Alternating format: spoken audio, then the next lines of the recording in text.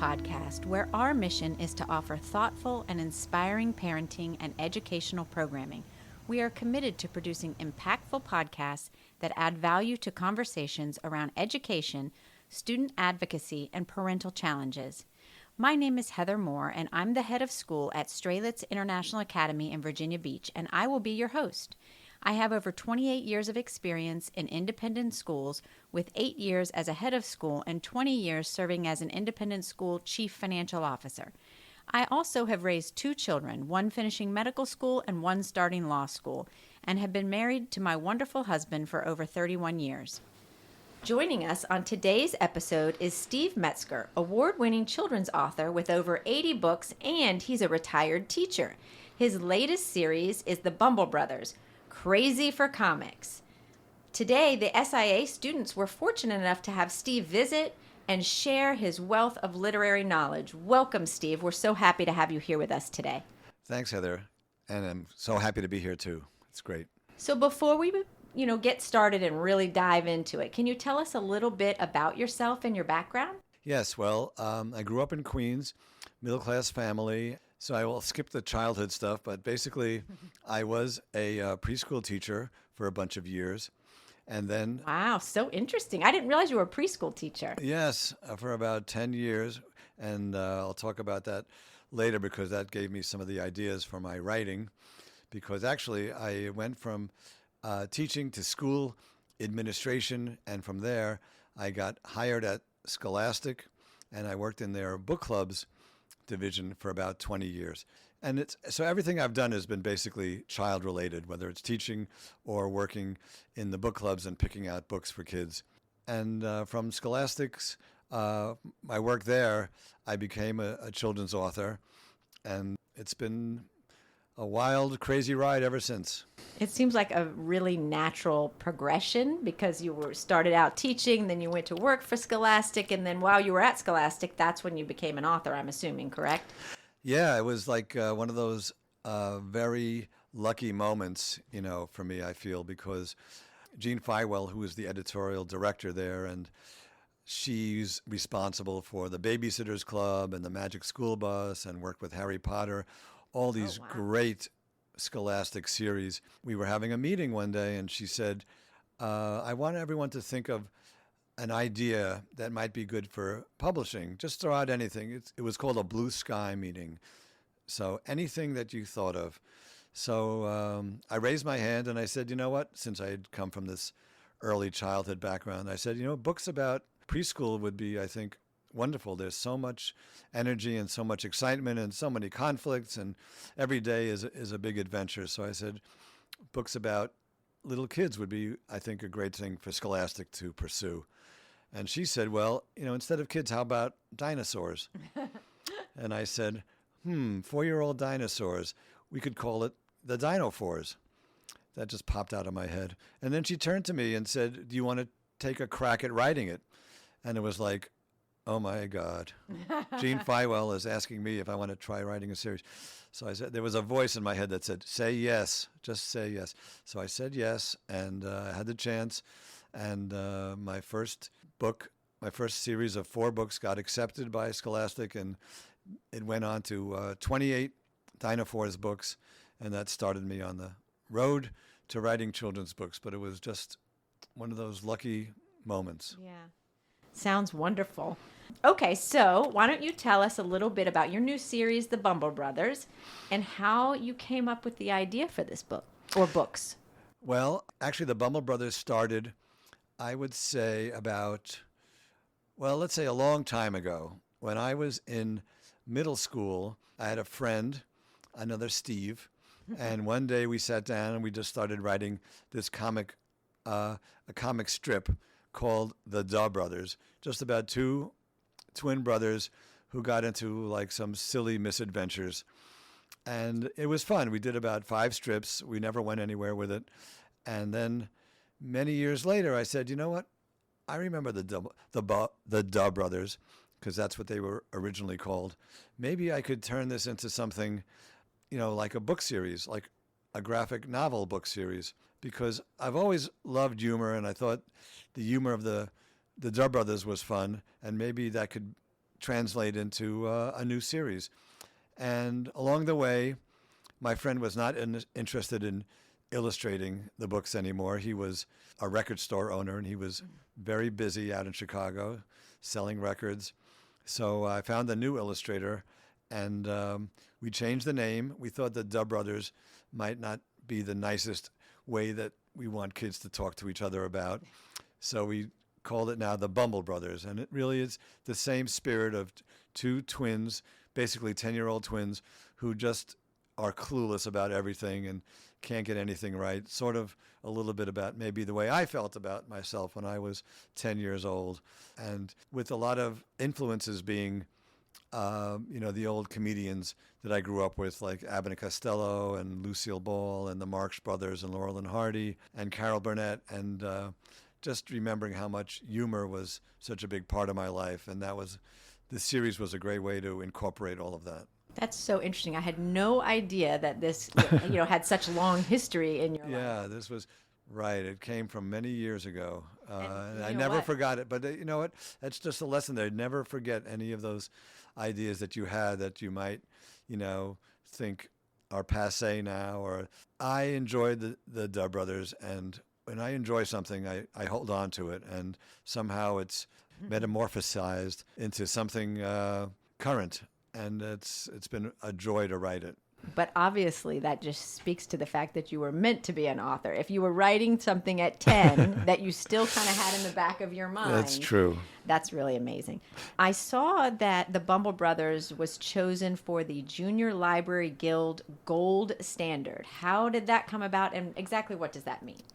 Well, it came about by my publisher, Raycraft, which has been very supportive of the Bumble Brothers. And I guess they sent it out to the Junior Library Guild, which is an organization that if they accept your book, they will buy copies and send them to libraries across the country. So a recommendation by the JLG, Junior Library Guild, is very important. And it was very exciting to be honored that way. And I said, wow, somebody in that organization has a goofy sense of humor like me. So thank goodness for that, because that was a big surprise. That is very exciting. You should be so proud. Congratulations. Thank you. I am proud. So you've released the first book in this series. Actually, I just noticed today that you actually have two. But Right. How many Bumble Brothers are in the works? Well, let's see. There's the first one came out in October 2022. That's the Bumble Brothers Crazy for Comics. The second one, just this past October, that's the Not So Secret Clubhouse. And the illustrator, the brilliant illustrator, Brian Chattel, is currently illustrating the third one, which is due October 2023. And that one is called Frabbit, Birth of a Superhero. Basically, that the boys, Walter and Christopher Bumble, love this comic book series. And they love this superhero named Frabbit, who is half frog and half rabbit. And there's all these comics that are about him that they are collecting, and that's what's happening. And I think it's going to be a 3-book series. I haven't heard about any more, but even if it's just 3, then it's really a dream come true for me. I'm really so excited to see them come out. Great. What do you think children have liked the most about the Bumble Brothers so far? Well, I think, when I was a child, I wasn't that much of a reader, mostly until my late teens. So writing this for the reluctant reader out there, for the kids who, aren't particularly comfortable reading, or they haven't found the topic that they really enjoy. So, it's silly humor. So I think that kids out there who enjoy silliness will gravitate to this. So that's what I'm hoping for. Love it. We always need books like that because we're always trying to encourage our kids to read. And a lot of times it really does, if they haven't found a topic that they are really interested in, they don't feel that inspiration to read. So I think that's wonderful. Right. And I also think that, kids, who are, just a little bit clumsy or, quite not verbal like other kids. I know any kid who doesn't feel that great about themselves will feel better about themselves after reading about the Bumble Brothers. They will definitely make them like themselves more, because here are people that are just too goofy to be true. Well, they're going to enjoy all their antics, I'm sure. Yes, there's a lot of antics, a lot of misunderstandings. But I think, in the end, they're a sweet pair of kids, and I think they have good hearts. And the parents are funny too, and their friends are funny. So it's just, silly kind of humor and very inspired by my comic heroes from days gone by. So have you heard anything from teachers about what they like about the book? Is it just because they feel like it encourages others to read? Well, I think a lot of teachers, when they hear about it, they say, oh, a graphic novel series. My kids love graphic novels. Yeah. So I think that's a big hook. The big ones out there's Dog Man and The Wimpy Kid. And there's some really famous best-selling graphic novels. So I'm glad to be, sort of part of that company. Right. Absolutely. I mean, I'm going to date myself here, but I actually remember my sister and I looking forward to the Sunday paper so that we could read the comics. So, Well, that was the first thing I read. Probably the only thing I read. All right. So what advice can you give parents to encourage their children to read more? Do you have any advice on that topic? Well, the biggest advice I would give is reading to your child every day. And even when your child knows how to read, keep reading, because, just sharing novels when they get older, or chapter books or graphic novels, or whatever the child is interested, reading together, just being a good role model for kids and reading, and them seeing you read. Even if you're reading a magazine, you're a reader. So that sort of sets the stage for that reading is a worthwhile activity. And I also, just listen to what your child is enjoying and liking, and it might not be something you actually love so much, whether if it's a book about Pokemon or whatever, a unicorn book or whatever, My Little Pony. I don't know. Just if they like it, just, I know that. Even if it's the same story that you've read 52,000 times every single day to your child, because I do remember those days. Right. Like they get stuck on one book and they want you to read it every night before bed. Just do it. Just do it, because then they're reading along. They're learning the words as you read them along, and they're learning how to sound out words. And also, there was a book series a while ago. It's probably still in print, but Junie B. Jones was so popular, and kids loved it. And parents, I remember getting letters, oh, we don't like those books because she doesn't speak right. Her grammar is incorrect. That was part of the charm of the book. But try not to get hung up in stuff like that. Just, as long as you feel like it's appropriate, just go with what the kids are enjoying, and, validate their likes and dislikes. Okay. How about, can you tell us a little bit about your creative process? How do you start a book? How long does it take to write a children's book? And what advice would you give someone who's thinking about embarking on writing a book? Okay, well, I think that's a lot of loaded questions there. Yeah, that's a great question. I think the first part of writing a book is write something that you care about. I think, or just something that you feel strongly about. That's something that's in your heart. I've read somewhere, if you write from the heart, you will enter someone else's heart. Oh, I love that. That was from Rebbe from the 19th century or something, said that. I don't know who it was, but it was like something that just stayed with me. So anything from the heart is a great start right there. And, your ideas, they can come from all kinds of different places. As a teacher, I saw how kids' imaginations were such a big part of their lives. And I enjoy that part of children, the imaginative part. And, just one day I was sitting under a tree in the fall in Central Park, and I saw a leaf fall down.